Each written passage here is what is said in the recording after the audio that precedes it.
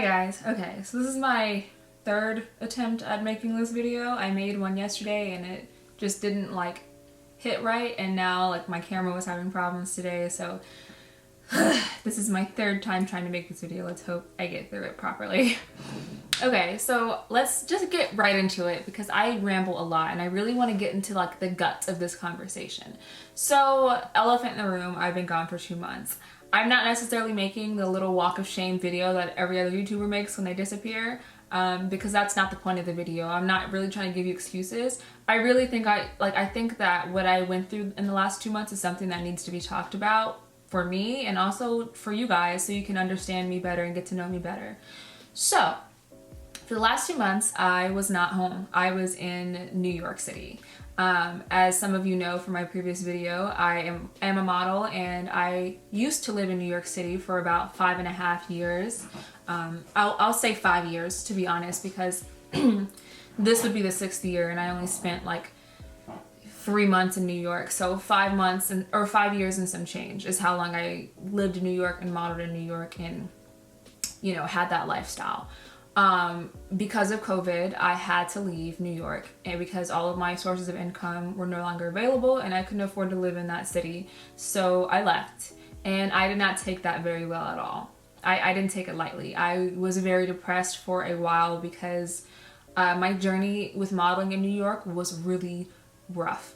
And that's not to say that everyone else's isn't rough. It's not to compare. Literally everyone's journey in New York is rough in general, especially with modeling, but I can only speak from my experience, and my experience with modeling in New York was really rough, really tough, and just, it was hard on my spirit and hard on my self-esteem and self-image. So I had a lot of insecurities tied up in being in New York and being a model in New York.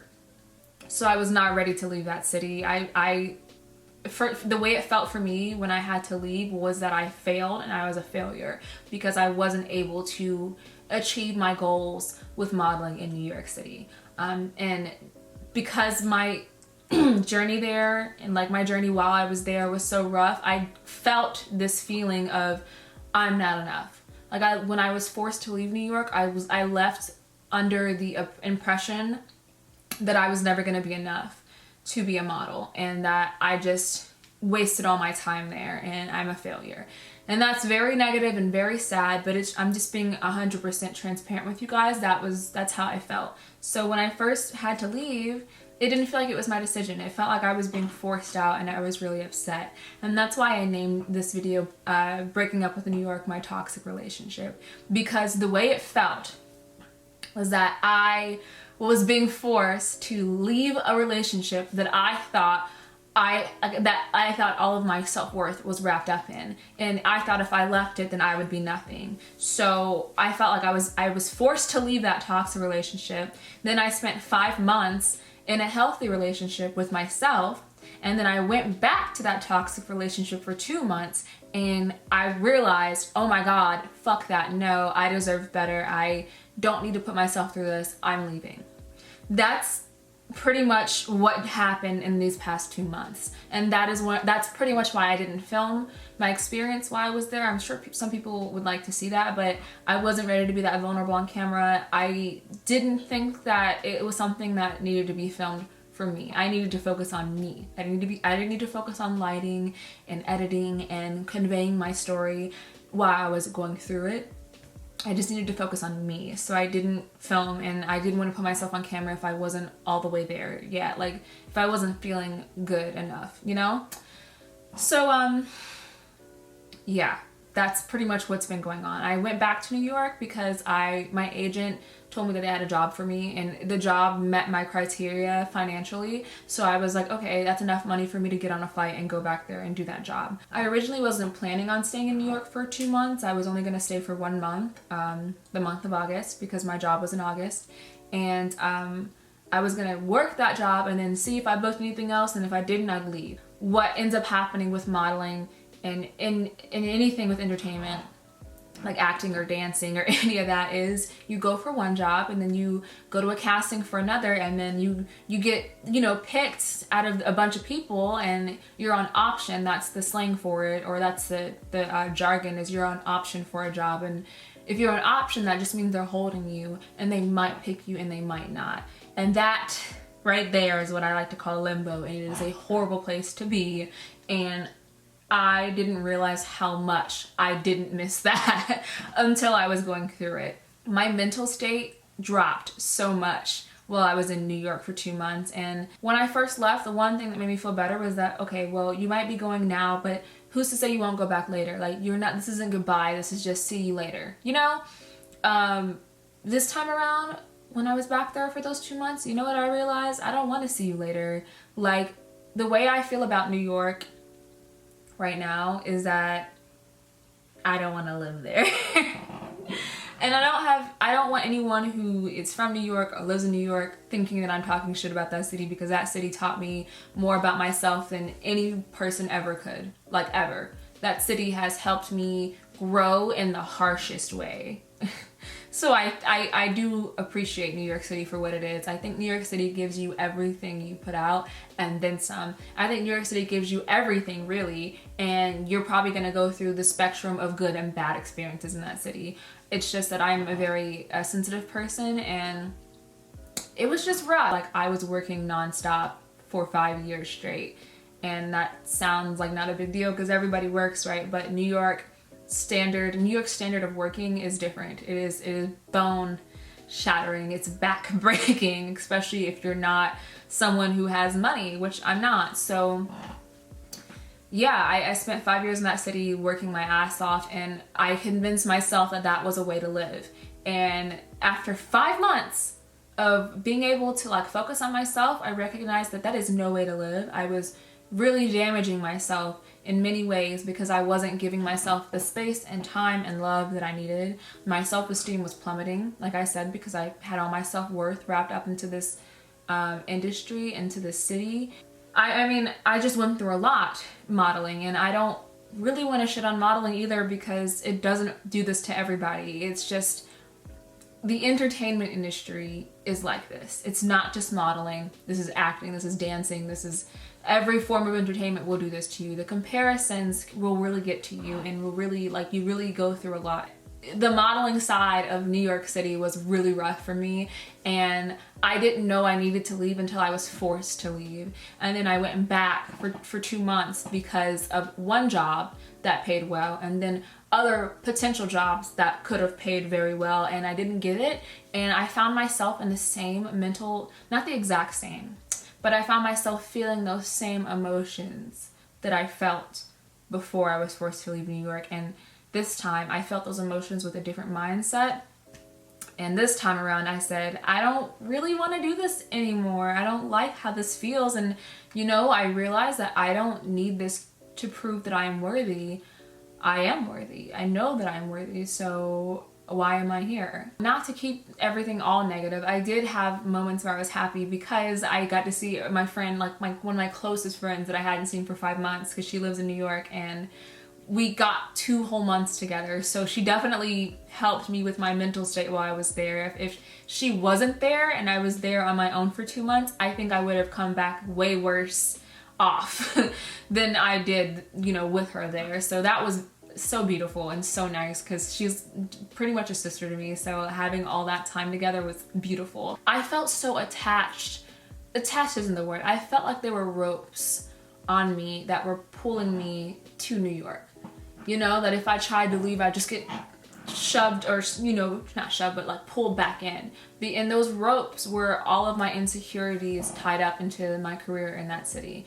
And the reason I'm making a distinction between New York and modeling is because I still like to model. I still enjoy modeling, and I will still model in the future. But what I will not do is I will not model full-time in New York City. I won't. I don't really want to go back to that city and live there in any circumstance, because I've always said New York is a place to work, not a place to live. The way that I am is that the way that I tend to be, I'm not this bad when I'm at home. But in a bustling environment like New York, this is what I became very quickly. And that what I became was someone who felt that if she wasn't working all the time, she wasn't deserving of happiness. You know, I just felt like if I wasn't working, I was failing. There was no in between. And New York City really does produce that environment, especially when you're working to survive. So if I wasn't making money, guys, nothing else was important. If I wasn't making my money, then there was no reason for me to be there. And that is another reason why it took me so long to get this channel started, because I just couldn't even fathom thinking of sitting down here and talking to a camera when I could be out there making money. You see what I mean? And so I could see myself falling back into that idea really quickly in New York City again. I just don't think I would be happy in that city if I wasn't working like all the time. And I don't necessarily want to go back to that work environment. So that's also a no for me.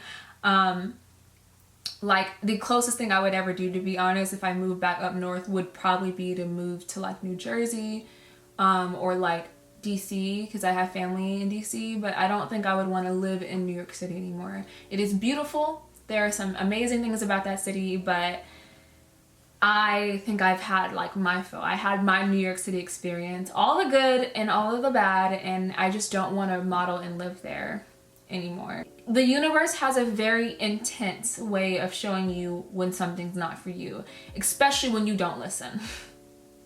Which is me. I don't like to listen. I'm stubborn. If I want to do something, I'm gonna do it. Something about modeling in New York for me felt like people were just trying to push me into this mold, push me into this idea of who I'm supposed to be. I got really tired of being other people's canvases. You know, like I know that, I feel like that sounds very privileged because some people are viewing it as, where you're getting paid this much money, so just do it. But guys, it goes past just one job that does that for you. When you're a model, your image belongs to not just you, okay? Your image belongs to your agency, and it belongs to any client who chooses to book you and pay you for your image. And that means that you don't have full ownership of your identity, or that's how it can feel. Not every model is like this. Not every model has this feeling because they kind of have a strong personality and a strong character from the beginning.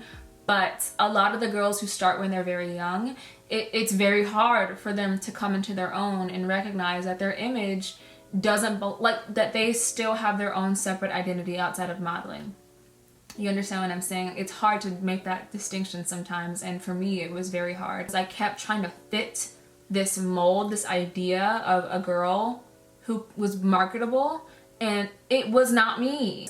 I wasn't representing myself as authentically as I could. I was being pushed into these molds and forms, and some girls fit those really well. I don't. And the girls who fit them very well, they also have depth and dimension. They just also happen to fit that mold. Okay, I'm not shitting on other models who do fit that mold. That's money for them.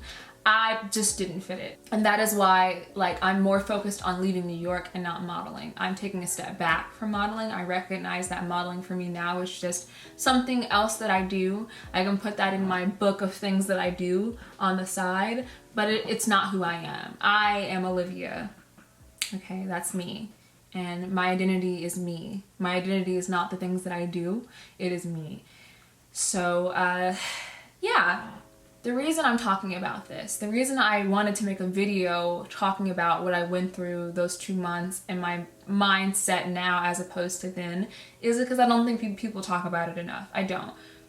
You only hear about these transitions in life from people who have already made it, and they kind of like, they talk about it, but they kind of glorify it. They don't talk about how painful it is, how hard it is, how stressful it is to go through a career transition in your life.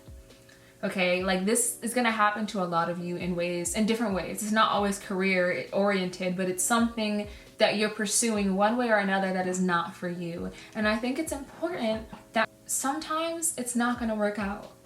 Sometimes the way that you think things are gonna go are not gonna go that way, and it's okay. And you have to trust the process. If you are fighting for something constantly, you are dedicating years of your life to it, and it is not working out, it's not on you. It's not because you aren't enough. It's not because you are doing something wrong. It's because whatever you're going after, it doesn't want you. And it doesn't want you because you're not meant for it. You're probably meant for something greater or just something different. I just think that we should open that conversation and talk about it. Like, leave it, like I would love to hear you guys' perspectives, like if you have any stories of your own about like leaving a certain career and choosing yourself over that career, or choosing yourself over whatever it is. It doesn't have to be a career, it could be a relationship, it could just be something else, you know. But I want to talk about that transition because it hurts and it's hard, and if you're a fighter like me, you're gonna make it hurt even more, and you're gonna make it last longer than it has to last. Listen to what the universe is telling you. Whatever you believe in, listen to what it's telling you, because a lot of times it's for your own good. I think that's about it for today. If you guys want to hear more, I really do want to do a few videos about modeling, like topics with modeling, but I would have to really divvy it up to one topic. There is so much to talk about with modeling, and I would never want to put it in one video because it would just be very overwhelming for you and me. So if you guys have any like topics you want me to talk about or elaborate on, or just hear my perspective from, because I am a seasoned model and I've been doing this for a while, and I've traveled and modeled. So if you guys want to hear about that or hear my perspective about certain topics in modeling, please let me know. I hope you guys enjoyed this video, and you will be seeing more of me. I promise you. I am here, like here. So yeah, guys, I will catch you in the next one. Look up to the sky and know I am still alive, because you